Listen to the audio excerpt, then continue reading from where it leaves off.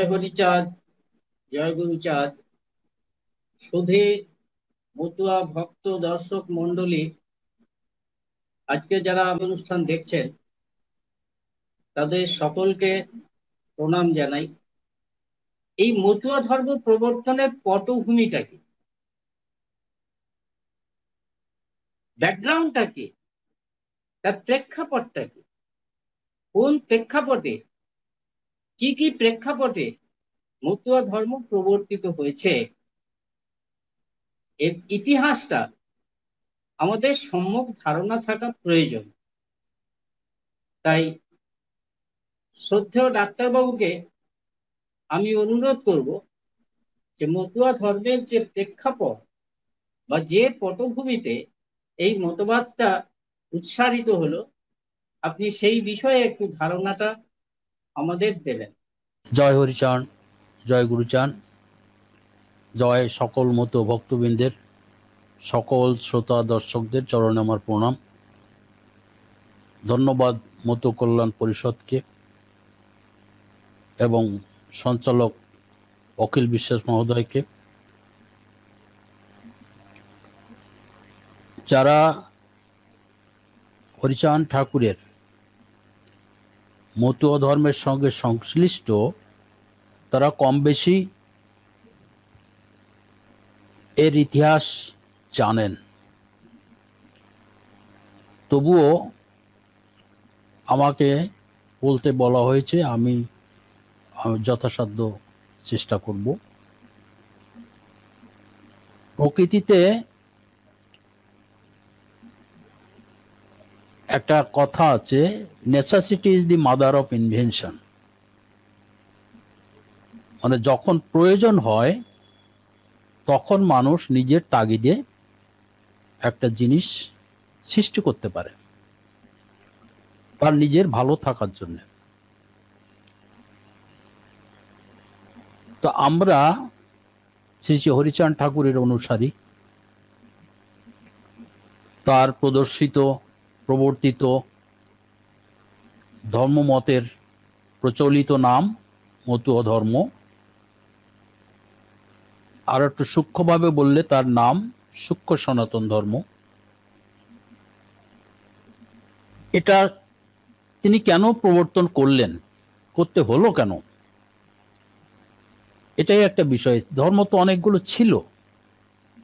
এই বাংলার মানুষ, এই ভারতের মানুষ একটা ধর্মের মধ্যে ছিল, আরো দুটো একটা ধর্ম পাশাপাশিও ছিল।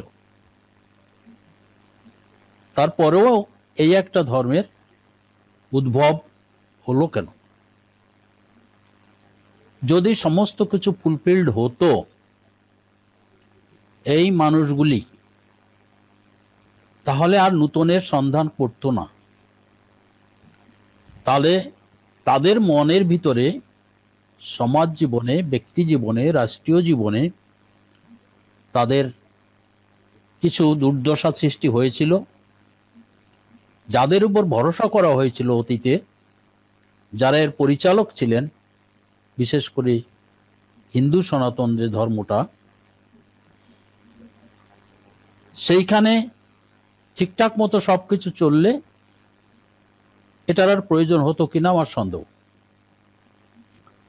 তো হয়নি যখন, তাহলে এর থেকে মুক্তির একটা উপায় মানুষ বের করার চেষ্টা করবেই। বহু হাহাকার কান্না এগুলো হয়েছে। যে সমাজের মধ্যে জন্মগ্রহণ করেছিল আমার মানুষ, সেই সমাজের অবস্থা কি ছিল সেইটা যদি আমরা জানতে পারি, তাহলে আমরা এর ব্যতিক্রম কি হয়েছে, কেন এটার প্রয়োজন হয়েছে, সেটা আমরা বুঝতে পারি। তো প্রচলিত যে ধর্মটার মধ্যে আমরা ছিলাম সেটা হচ্ছে হিন্দু সনাতন, সংক্ষেপে সনাতন নামে পরিচিত। তো এই ধর্মটার ডেফিনিশন কি?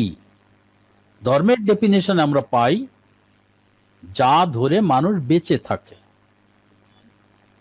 এখন বেঁচে থাকা মানে শুধু জীবনে বেঁচে থাকাকে বাঁচা বলে না, সে বাঁচার কিছু মিনিমাম ক্রাইটেরিয়া থাকে, মানদণ্ড থাকে।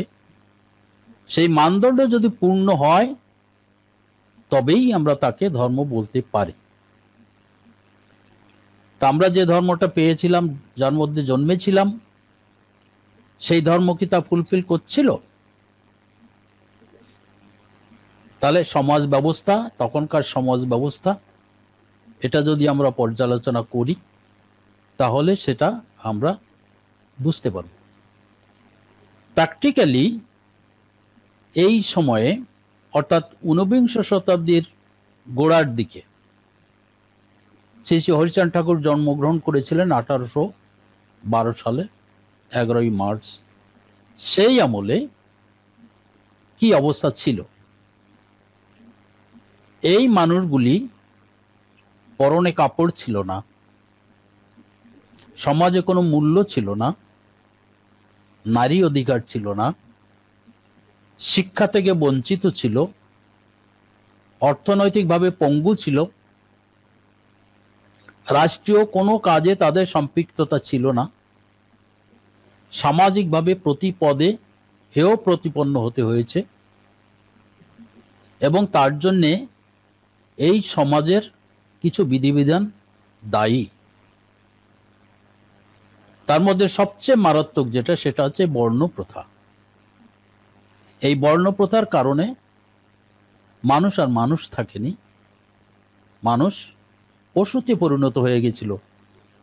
এক গ্রুপ মানুষ সুবিধার শীর্ষস্থানে চলে গেছে, আর মেজরিটি পিপল, বেশিরভাগ মানুষ দুর্দশার অতলে ডুবে গেছে সমস্ত ক্ষেত্রে। তো এর প্রমাণ আমরা কোথায় পাব? এর প্রমাণ আমরা পাব সেই সনাতন ধর্মের গ্রন্থাদির মধ্যে, সমাজ ব্যবস্থার মধ্যে, সংবিধানের মধ্যে অনুসন্ধান করলে পাবো। আর প্র্যাকটিক্যালি সবচেয়ে ভালো উদাহরণ হল প্র্যাকটিক্যাল। মানুষ ঠকে শিখেছে, প্রতি পদে অত্যাচারিত হয়েছে, অস্পৃশ্য বলে গণ্য হয়েছে, তার কোনো অধিকারই ছিল না মানুষ হিসেবে পরিচয় দেবার, প্রতি পদে লাঞ্ছিত বঞ্চিত হয়েছে। সেই বৈদিক যুগ থেকে শুরু করে এটা চলছে, আজও সমানভাবে চলছে। হয়তো পরিবর্তন কিছু হয়েছে বিভিন্ন আন্দোলন, বিভিন্ন চাপে, কিন্তু সঠিকভাবে সেটা এখনো প্রতিষ্ঠিত হয়নি। আর একটা জিনিস সংশোধন হওয়ার কতটা সময় লাগে? নিশ্চয়ই অনন্তকাল ধরে সেটা পরীক্ষা নিরীক্ষার পর্যায়ে রাখা যাবে না। এই পদ্ধতিতে এই সনাতন ধর্মীয় যে সমাজ বিধান, এই সমাজ বিধানের ফলে যে দুরবস্থার সৃষ্টি হয়েছে তার কোনো অগ্রগতি লক্ষ্য করা যায়নি, যার জন্য এই মানুষের মুক্তির জন্য শ্রী শ্রী হরিচাঁদ ঠাকুর একটা মানবিক বিধান ঘোষণা করলেন। এই সাধারণ মানুষের ভিতর থেকে তাদেরকে নিয়ে সংগঠিত করে তাদের দ্বারা, তাদের মধ্যেই, তাদের জন্যে, তাদের কল্যাণের জন্যে এটা তৈরি করা হয়েছে। সেই গণতন্ত্রের সংজ্ঞার মতো, for the people by the people. Harichand Thakur এই জনগণের জন্য যা কিছু করেছেন, মানুষকে কেন্দ্র করে, এই মানুষকে উন্নয়নে পৌঁছে দেওয়ার জন্য সেইগুলো করেছেন। আমি যদি ইতিহাস ঘাঁটি তাহলে দেখব ঋগ্বেদে প্রচুর যুদ্ধের কাহিনী আছে। ঋগ্বেদ সংহিতার পাতায় পাতায় সেই যুদ্ধের কাহিনী সেখানে রয়ে গেছে। দুই গ্রুপ মানুষের মধ্যে যুদ্ধ হয়েছে। যারা এখানকার স্থায়ী সদস্য ছিল, সভ্য ছিল, সভ্যতা গড়ে তুলেছিল, তারা আক্রান্ত হয়েছিল যাদের দ্বারা, তারাই শেষ পর্যন্ত জিতে যায়। আমরা হিন্দু সনাতন নামে যা দেখছি সেটা হলো সেই বিজয়ীর ইতিহাস, বিজয়ীর সমাজ ব্যবস্থা। কোনো যুদ্ধে যারা পরাজিত হয় তাদের চরম দুর্দশা হয়, এক্ষেত্রেও তার ব্যতিক্রম হয়নি। যেমন উদাহরণ হিসেবে যদি বলি, অতি সম্প্রতি বাংলাদেশের স্বাধীনতা 71 সালের কথা আমি বলছি, যদি মুক্তিযোদ্ধারা হেরে যেত তাহলে কি হতে পারত জিনিসটা আপনারা একবার ভাবুন। এরকমই একটা ঘটনা সেই সময়ে ঘটেছিল। তো তাদের উপর আবার দোষ চাপানো হয়, তারা খুব খারাপ, অসুর, দাস, দস্যু এইসব বলা হয়, কিন্তু কি তাদের দোষ সেটা তো বলা হয় না। তাদের গ্রন্থাদি কি আছে, প্রমাণ কি আছে, সেটা তো দেখানো হয় না। তাহলে আমরা নেগেটিভ একটা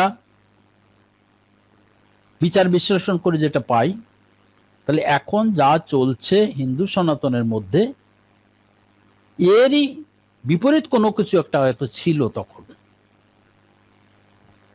তো এখন যেটা আছে, এই বর্ণপ্রথা, জাতিভেদ, প্রায় 6500 7000 জাতিতে ক্ষুদ্র ক্ষুদ্র ভাগ হয়ে মানুষকে বিভক্ত করে দেওয়া হয়েছে। এই যে ডিভাইড অ্যান্ড রুল পলিসি, অনেকে বলে ইংরেজরা আবিষ্কার করেছে, না, সেই বৈদিকে সময়ই, সেই সময় এটা তৈরি হয়েছিল এবং প্রমাণ আছে তা ঋগ্বেদের মধ্যে। ইন্দ্রের কাছে প্রার্থনা করছে ঋষিরা যে, হে ইন্দ্র, তুমি এসে মদ পান করো এবং আমাদের শত্রু যারা আছে তাদেরকে ছিন্ন ভিন্ন করে, বিভক্ত করে ধ্বংস করো, এবং তাদের ধ্বংস করে তাদের সমস্ত সম্পদ আদি যা আছে, ধন দৌলত, টাকা পয়সা, নারী, এগুলো আমাদের এনে দাও। এইরকম একটা নগ্ন প্রার্থনা তার মধ্যে ফুটে ওঠে। এটা কি মানবিকতা? এবং শেষে হলো কি, এইটাকে পাকাপোক্ত করার জন্য এটা এক ধরনের মার্শাল ল, শক্তির জোরে যেটা জয় করা হয় তাই করা হয়েছিল। এবং তারপরে সেটাকে পাকাপোক্ত করার জন্য একটা শাস্ত্রীয় যুক্তি খাড়া করা হলো, ঐশ্বরিক ভিত্তি। দশম মণ্ডলে, ঋগ্বেদ সংহিতার 10ম মণ্ডলে 90 নম্বর সূক্তে, যাকে পুরুষ সূক্ত বলে, সেখানেই আদি পাপের সূচনা হয়েছে।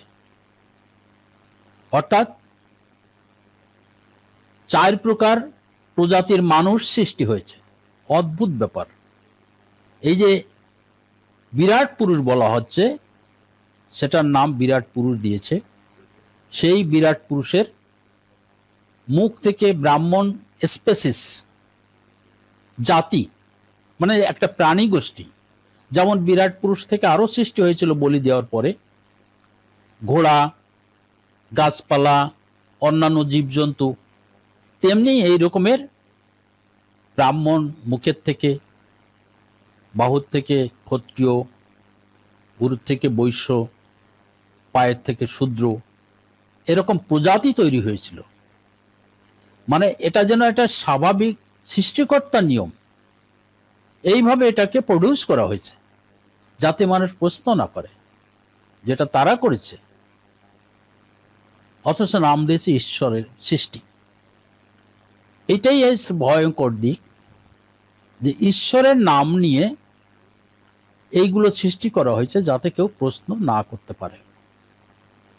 এবং জন্মের সাথে সাথে তাদের আবার পেশা বা কাজ তাও নির্দিষ্ট করে দেওয়া হয়েছে, কার কি কাজ। তার মানে ওই কাজগুলো সে বদলাতে পারবে না, পেশা অপরিবর্তনীয়।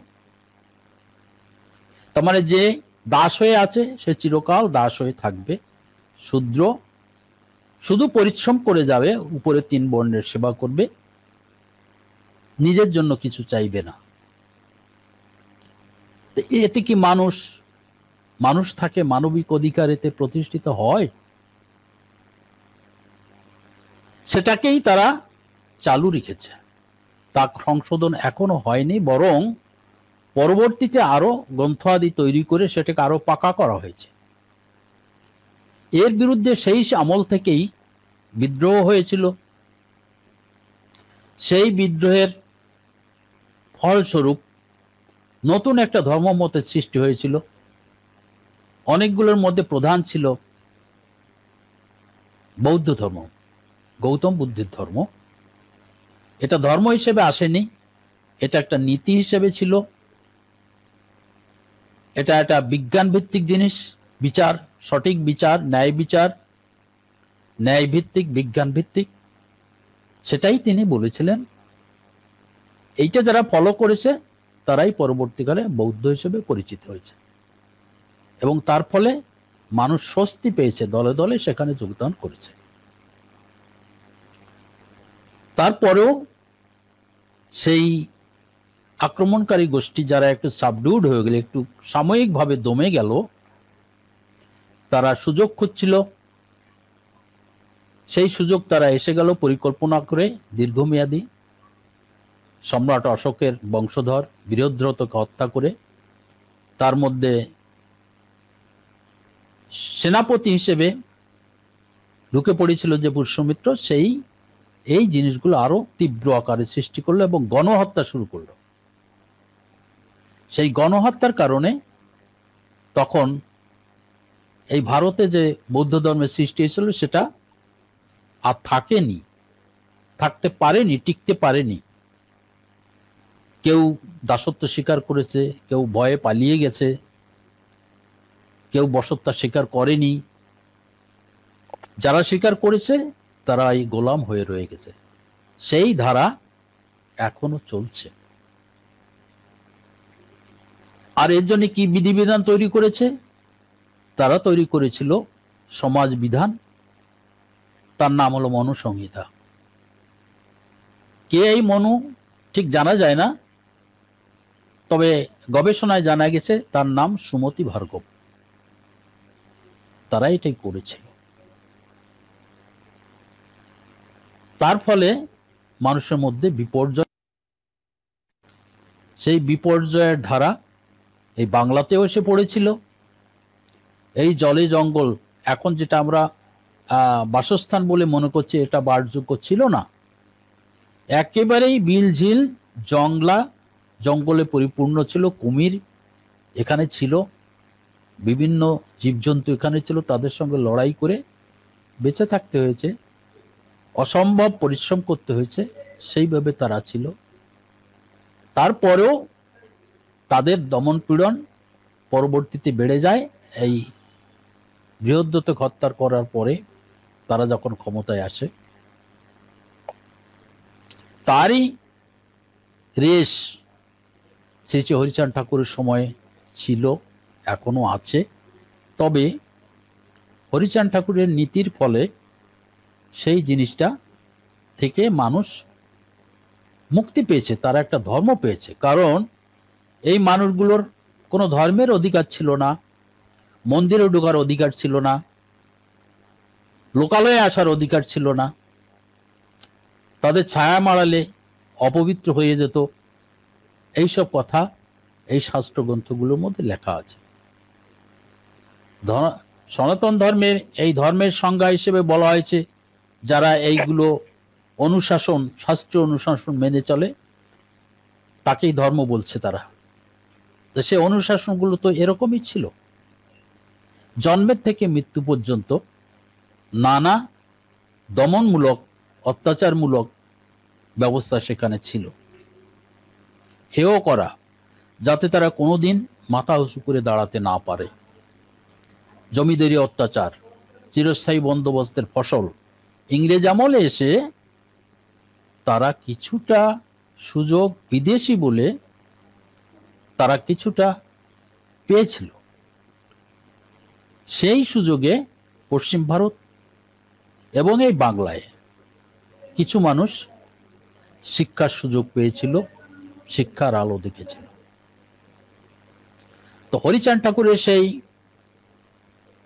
বিদ্রোহ যে এই অন্যায় চলতে পারে না, এই অমানবিক বিধিবিধান চলতে পারে না, সেজন্যই তিনি এমন একটা বিধিবিধান তৈরি করলেন যে মানুষ যেন সবাই সমানভাবে বিকশিত হতে পারে, সমান সুযোগ পায়, মানুষ যেন মানুষের হাতে লাঞ্ছিত বঞ্চিত না হয়, সবাই যেন উন্নত হতে পারে, তার মেন্টাল ফ্যাকাল্টিজ ডেভেলপ করে। মানে একটা মানুষ মানুষ হতে গেলে যা যা প্রয়োজন তার সমস্ত উপাদান দিয়ে তিনি এই মতীয় ধর্মমতটাকে সাজালেন। এর প্রমাণ আমরা পাই শ্রী শ্রী হরিলীলামৃতের মধ্যে। সেখানে আমরা দেখেছি প্রথম দিকে তাকে কি প্রবল বাধার সম্মুখীন হতে হয়েছে। সমাজ একটা অচলায়তন, এরা চলতে চায় না, পরিবর্তন চায় না। অশিক্ষার কারণে এই নিজেরা দমিত মানুষগুলোই চায়নি, তাদের মধ্যেই বিরুদ্ধতা ছিল। কিন্তু শিক্ষার আলো ব্যবস্থা করেছিলেন হরিচাঁদ ঠাকুর, যে মানসিক বিকাশ যদি না হয় তাহলে মানুষ এগুলো চিন্তা করতে পারবে না, অতীত ইতিহাস জানতে পারবে না। আর অতীত ইতিহাস না জানলে সে তার কর্মপন্থা ঠিক করতে পারবে না। সেই বিষয়গুলো লেখাপড়া শিক্ষার মাধ্যমেই অর্জন করা যায়।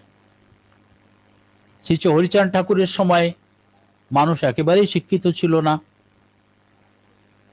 তো সেই অশিক্ষিত মানুষ নিয়ে, অসংগঠিত মানুষ নিয়ে হরিচাঁদ ঠাকুর যে অসাধ্য সাধন করেছেন, সে তার অমিত প্রতিভা, ভালোবাসা, এ মানুষের প্রতি দায়বদ্ধতা, মানবিকতা, নারী অধিকার, এই সব দ্বারাই তিনি মানুষকে একত্রিত করতে পেরেছিলেন।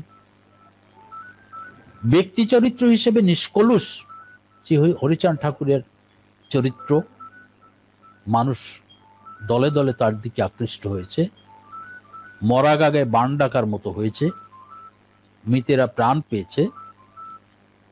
এভাবেই মতধর্মের সূত্রপাতটা হয়েছিল, এবং সেটা করতে গিয়ে প্রচন্ড বাধার মুখে পড়তে হয়েছে তাকে। কেউ কেউ এদের দমন করার কথা বলেছে। এরা প্রচলিত যে বিধিবিধানগুলো ছিল অযৌক্তিক মনে করে সেগুলো বাদ দিয়েছিল, বাদ দিয়ে তারা নতুন পথে অগ্রসর হয়েছে। আবার সেই বেদ ভিত্তিক যে সমাজ হয়েছিল তাকে আইনি বৈধতা দিয়েছিল মনুসংহিতা। এগুলো এত উগ্র এবং নির্মম, এত নগ্নভাবে এটা বলা হয়েছিল, বেদেও সেটা বলা হয়েছে, মনুসংহিতায় তো একেবারে বিধিবদ্ধভাবে বলা হয়েছে। তো এর থেকে একটা পরিবর্তন করে দেখলো যে মানুষ তো একসময় এটা বুঝতে পারবে, তখন তো এটা আর বিদ্রোহ হবে। এটা সহনীয় বা ভাষার মার প্যাচে এমনভাবে সূক্ষ্মভাবে এটাকে নিয়ে গেল যেন মানুষে বুঝতে না পারে। পরিবেশনটা এমনভাবে করলো, বস্তুটা ঠিক এক, কিন্তু ভাষাটা, উপস্থাপনটা অন্যভাবে করলো। সেটা হয়েছে শ্রীমদ্ ভগবদ গীতার মাধ্যমে। বস্তু ঠিকই রয়ে গেছে, সেই বৈষম্য, সেই হিংসা, সেগুলো সবই রয়ে গেছে। চতুর্বর্ণ, এবং নতুন নামকরণ দিয়েছে এখানে স্বধর্মের কথা। গীতায় লিখেছে স্বধর্মের কথা, স্বধর্মে নিধনং শ্রেয় পরধর্ম ভয়াবহ। আমাদের বেশিরভাগ মানুষ এই শ্লোকটাকে খুব সুন্দরভাবে গ্রহণ করে। এটাই হচ্ছে গীতার কৌশল। ভাষাটা এমন ভাবে দিয়েছে, বস্তুটা ঠিকই আছে কিন্তু লোকে বুঝবে সুন্দরভাবে। সেটা কেমন, উদাহরণ দিলে বোঝা যাবে। স্বধর্ম কথাটা আমরা বুঝি, হঠাৎ সেই বৈদিক যুগে যে প্ল্যানটা হয়েছিল, মনুসংহিতা তাই ছিল, গীতাতে এসেও তাই রেখে দেওয়া হয়েছে। ভাষার মারপ্যাচটা করা হয়েছে যাতে মানুষ বুঝতে না পারে। এখন মানুষ এই কথার দ্বারা বিভ্রান্ত হয়। চাতুর্বর্ণং মায়াসিষ্টং গুণকর্ম বিভাগস, এই যে একটা কথা, এই কথায় মানুষ মুগ্ধ হয়ে এখনো বিভ্রান্ত হয়। এই দলিত পতিত মানুষের মধ্যেই হয়। আর যারা এটার সুবিধাভোগী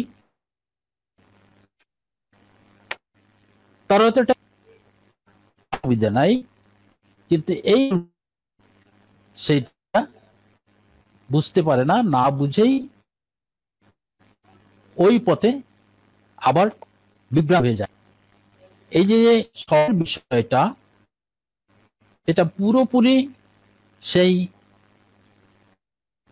নিম্নরা নিম্ন বর্ণের পেশা নেবে, উচ্চরা উচ্চ বর্ণের পেশা নেবে, এবং সেটা নির্দিষ্ট করা আছে, শাস্ত্রে বলে দেওয়া আছে এই 4টে বর্ণ রয়ে গেছে। সেই বর্ণের ব্রাহ্মণের কি কি দায়িত্ব, সমস্ত সহজ সুযোগগুলো, প্রশাসন, মর্যাদা, অধিকার, সুযোগ সুবিধা বিনা শ্রমে তাতে পেতে পারে, তারই ব্যবস্থা ওর মধ্যে আছে এবং এটাই তার অধিকার। এভাবেই বলা আছে। মানে এই মানুষগুলো কিভাবে বঞ্চিত হলো সেই প্রক্রিয়াটা এই বিধানের মাধ্যমে করেছে। ক্ষত্রিয়র পেশাটা ওইভাবে ঠিক করে দিয়েছে, তারা এটা করবে, এটা বদল করা যাবে না। এর প্রমাণ হলো স্বামী বিবেকানন্দ বলেছেন। স্বামী বিবেকানন্দকে আইকন ধরা হয় তো হিন্দু ধর্মের। তিনি একটা বইয়ে এটা স্পষ্ট করে বলেছেন, স্বয়ং গান্ধী এটা বলেছেন, এই জাতিভেদ আছে বলেই সনাতন ধর্ম টিকে আছে, এটা থাকবে, কিন্তু এটা যে অমানবিক, এটা দূর করার দরকার, সে বিষয়ে সওয়াল করেনি। আর এটা আমাদের সাধারণ মানুষরা বুঝতে পারেনি, না বোঝার ফলে তারা বিভ্রান্ত হয়। হরিচাঁদ ঠাকুর সেটা বুঝেছিলেন, কিন্তু এটা বুঝাতে গেলে যে জ্ঞানের দরকার, যে বিদ্যার দরকার, তখনকার মানুষের সেটা ছিল না। সেই দমিত মানুষগুলোর সেই ক্ষমতা ছিল না, বোঝার ক্ষমতা ছিল না। এজন্যই এই জটিল জিনিসটা তিনি বলেননি, শুধু সিদ্ধান্তটা জানিয়ে দিয়েছিলেন এবং পদ বলে দিয়েছিলেন। সেই করেছে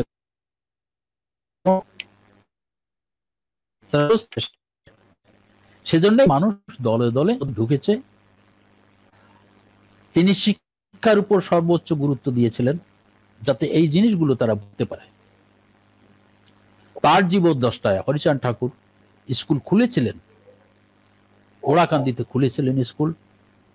আর তার ভক্ত দশরথ, তিনিও খুলেছিলেন স্কুল, যে স্কুলে গুরুচাঁদ ঠাকুর পড়াশোনা করেছিলেন ছোটবেলায়।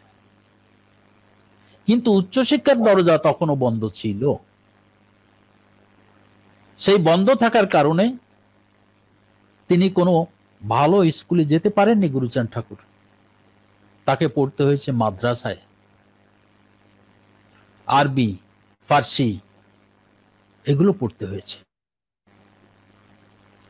তিনিও অত্যাচারিত হয়েছেন, তার বিরুদ্ধেও মামলা হয়েছে করার জন্য, এই অবস্থা হয়েছে তার। তার মতো ব্যক্তিত্ব, তার ভাগ্যে যদি এই অবস্থা হয়, তার সাধারণের কি হতে পারে? গুণকর্মের যে কথাটা দিয়ে আমাদেরকে বিভ্রান্ত করা হয়, প্র্যাকটিক্যালি কি এটা চলছে? কোনোদিন চলেছে হয়েছে, কিন্তু কাজটা হয়েছে উল্টা।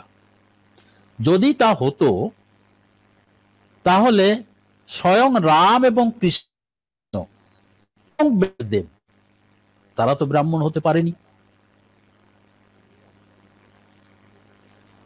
কৃষ্ণ কি ব্রাহ্মণ হতে পেরেছিলেন? সামাজিকভাবে স্বীকৃতি পেলেন না, দেব পায়নি, রামও পায়নি।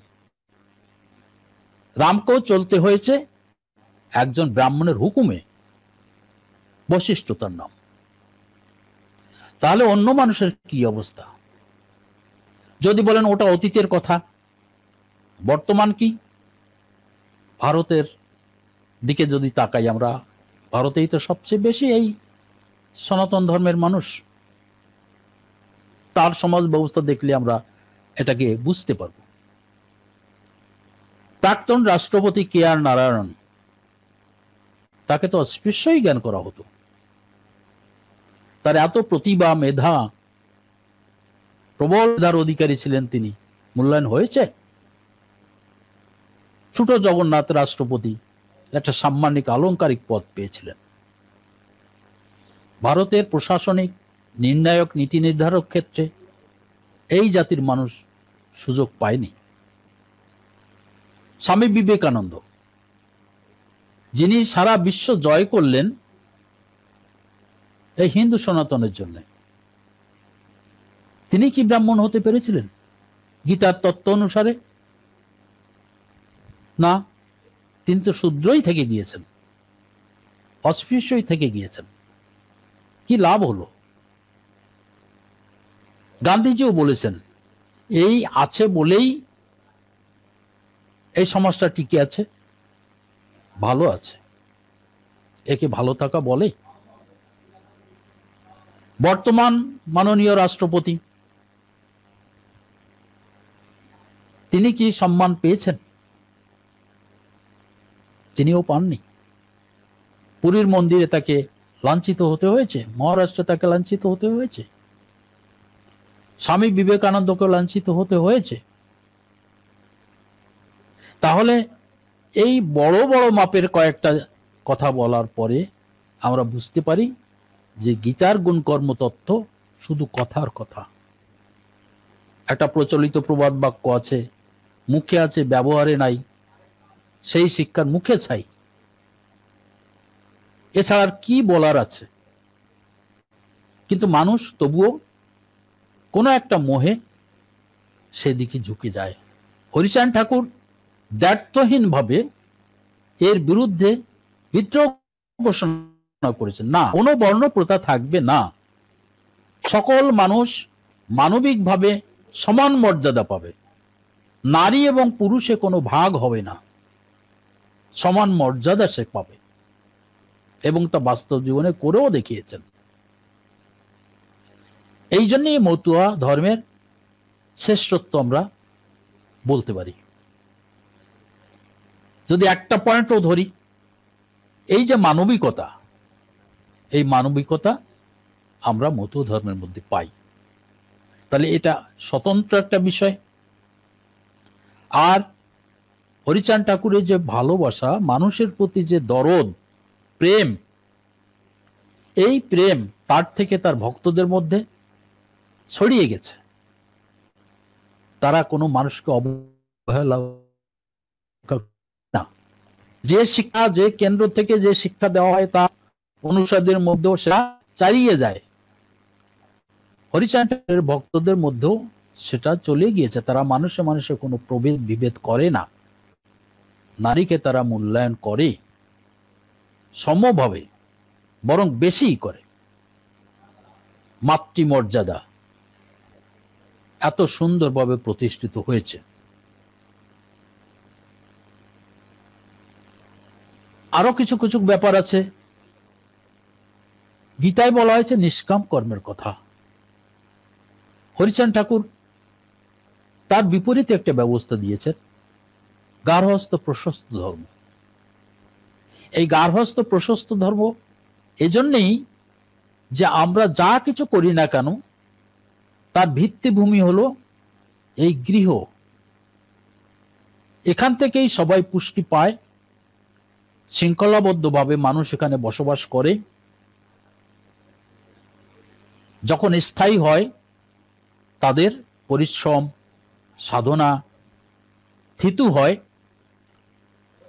সমস্ত কিছু এখান থেকে আস্তে আস্তে ধীরে ধীরে গ্রো করে, এবং সেই সম্পদ থেকে অন্যান্য মানুষ তারাও বেঁচে থাকে, জীবজন্তু তারাও বেঁচে থাকে।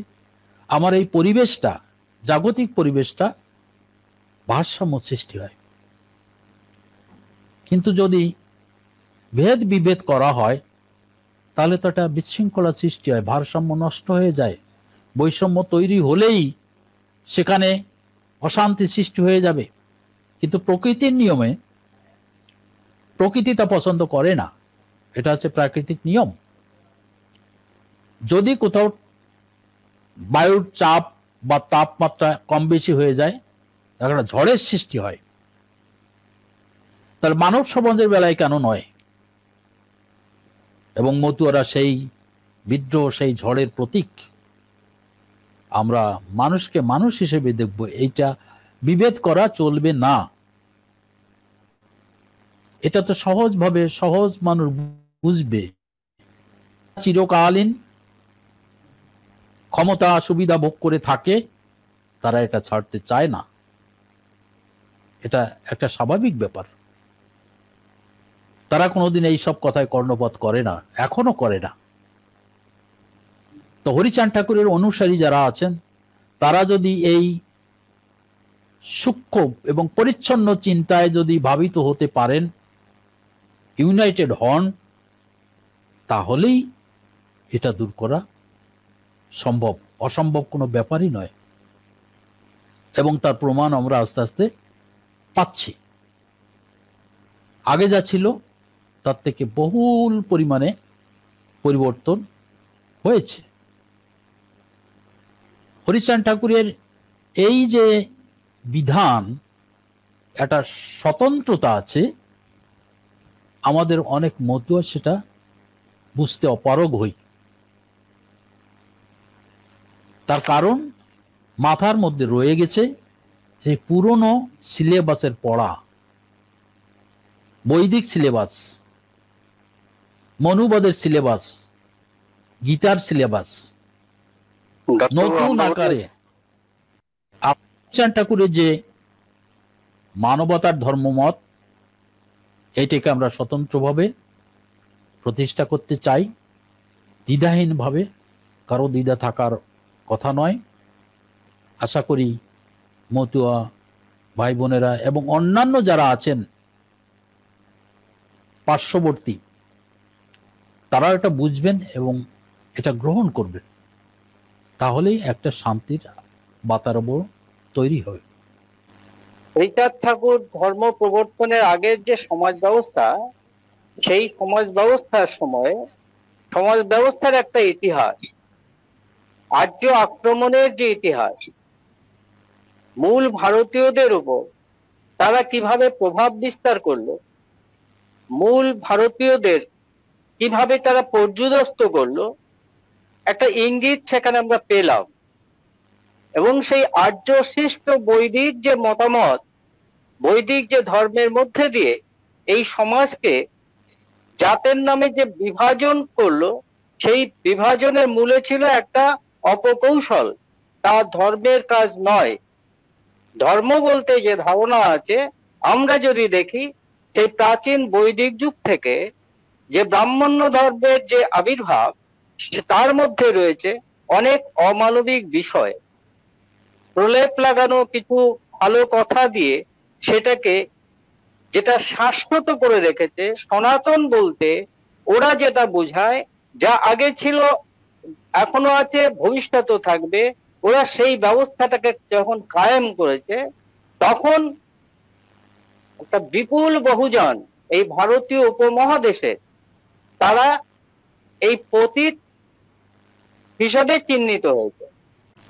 আপনি আরেকটা উদাহরণ দিয়েছেন, যেখানে বুদ্ধের আবির্ভাব, বৌদ্ধ ধর্মের যে আবির্ভাব, এবং হরিলামিতে প্রথমেই কথাটা আছে,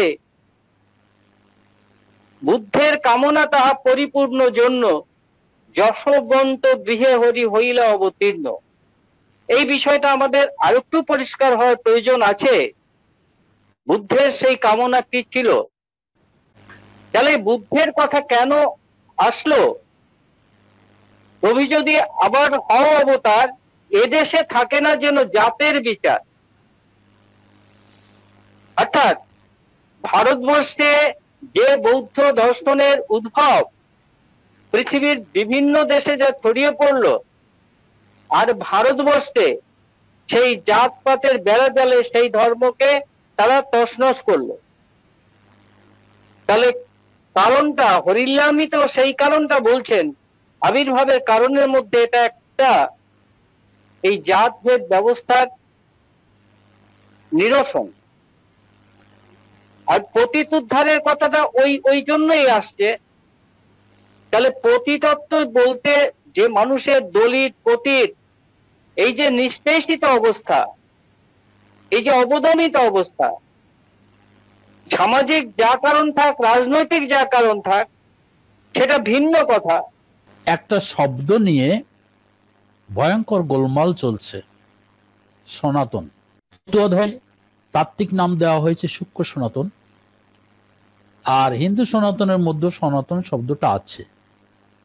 এই নিয়ে বেশিরভাগ মানুষ বিভ্রান্ত হয়, ধরে নেয় দুটোই এক, কিন্তু না, এটা সম্পূর্ণ বিপরীত মেরুর জিনিস। কিভাবে? আগে যা ছিল বর্তমানেও আছে, ভবিষ্যতেও তাই থাকবে। হিন্দু সনাতনে এই কথাটা জোর দিয়ে প্রচার করা হয়। তো সেটা কি ছিল? কি ছিল সেটা? সেটার তো অ্যান্সার পাওয়া যায় না।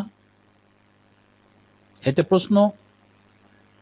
যারা এটা গুলিয়ে ফেলেন তারা মনে মনে প্রশ্ন করুন, যারা পরিচয় দেয় এই সনাতনের তাদের কাছে জিজ্ঞাসা করুন, তোমাদের সনাতনটা কি?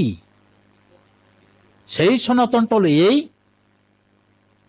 দেবরাজ ইন্দ্রের মাধ্যমে যে জবরদখল করেছিল, আজকালকার ভাষায় যেটাকে বলা যায় মার্শাল ল, সেই যে জবরদখল, এই দখলটা ছিল, তৈরি করেছে তারা, এটা ছিল, আছে এবং এটাই চালিয়ে যাবে ভবিষ্যতে। এইটা হলো সেই সনাতন। কারণ হিন্দু সনাতনের ভিত্তি হলো বেদ, তাহলে বেদে তো এ কথাটাই বলা আছে। তাহলে সে বেদের যে ধর্ম, সেটা তো আমার মানুষের, সকল মানুষের বেলায় সুখকর নয়, প্রোগ্রেসিভ নয়, উন্নয়নের কিছু নিয়ে আসে না, মানে শান্তি নিয়ে আসে না, সামাজিক শান্তি নিয়ে আসে না। তাহলে কি সেই সনাতনকে রাখতে হবে? না।